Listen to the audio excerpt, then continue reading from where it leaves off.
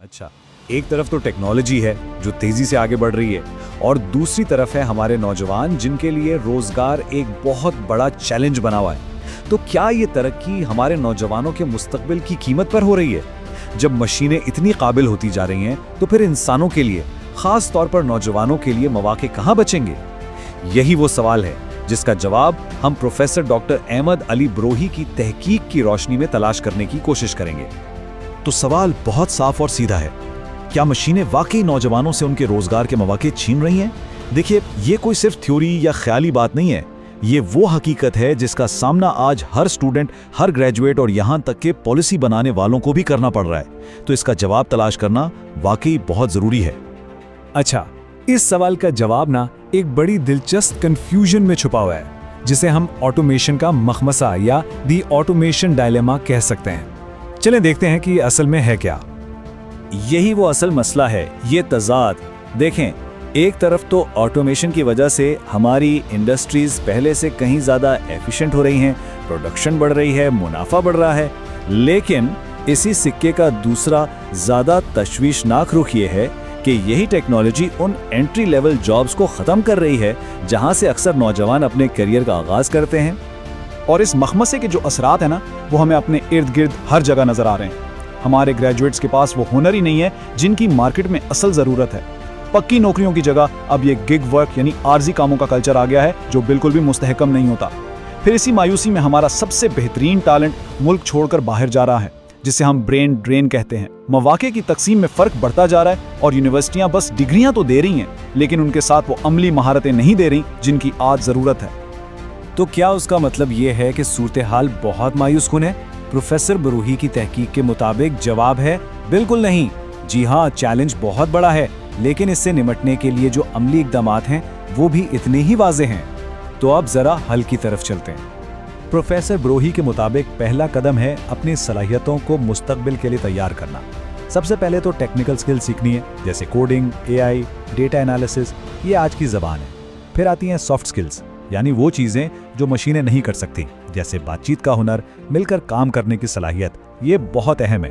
और सबसे ज़रूरी बात, हमेशा सीखते रहना है, क्योंकि टेक्नोलॉजी तो किसी के लिए नहीं रुकती, तो हम क्यों रुकें? अब ज़माना बदल गया है। अब सिर्फ डिग्री ये नहीं बताती कि कोई शख्स क्या कर सकता है, बल्कि उसका काम, उसका तजर्बा बताता है। इसीलिए इंटर्नशिप्स के जरिए असल दुनिया का तजर्बा हासिल करना और अपनी स्किल्स को दिखाने के लिए एक ऑनलाइन पोर्टफोलियो बनाना, ये आपको एक्स्ट्रा चीज़ नहीं रही, ये एक ज़रूरत बन गई है। यही वो चीज़ है जो किसी भी इंसान को भीड़ से अलग खड़ा करती है। लेकिन ये सारा बोझ सिर्फ नौजवानों पर नहीं डाला जा सकता, ये एक मुश्तरका जिम्मेदारी है। देखें, तुलबा को अपना पोर्टफोलियो बनाने और नेटवर्किंग पर फोकस करना होगा। हमारे तालीमी इदारों को अपना निसाब यानी करिकुलम अपडेट करना होगा और इंडस्ट्री के साथ मिलकर काम करना होगा। और हुकूमत की जिम्मेदारी है कि वो स्किल्स सिखाने वाले प्रोग्रामों को सपोर्ट करे और एआई को रेगुलेट करे। जब सब अपना अपना किरदार अदा करेंगे तभी बात बनेगी। एक और बहुत ही ताकतवर रास्ता है और वो है एंटरप्रेन्योरशिप, यानी अपना खुद का काम शुरू करना।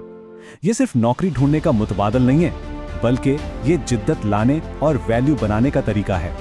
यही वो सोच है जो एक इंसान को नौकरी ढूंढने वाले से नौकरी देने वाला बनाती है। लेकिन ये जो एंटरप्रेन्योरशिप का बीज है ना, ये सिर्फ सही माहौल में ही फलता फूलता है। तो उसके लिए क्या चाहिए?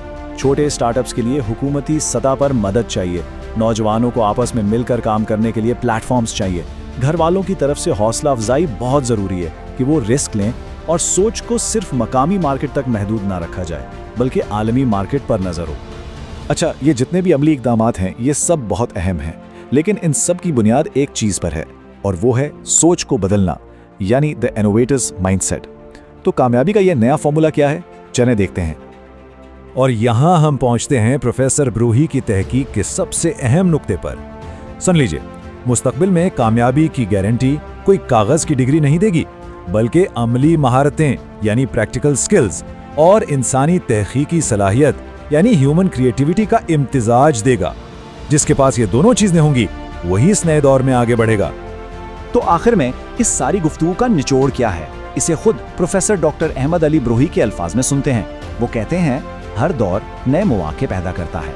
मशीनें हाथ की जगह ले सकती हैं, लेकिन वो इंसानी तख़य्युल की जगह नहीं ले सकती। वो नौजवान जो खुद को ढालते हैं, सीखते हैं और जिद्दत लाते हैं, वो ना सिर्फ जिंदा रहेंगे बल्कि मुस्तकबिल की क़ियादत करेंगे। तो असल सवाल ये नहीं है कि मुस्तकबिल कैसा होगा, असल सवाल ये है कि उस मुस्तकबिल को बनाने में हम सबका किरदार क्या होगा।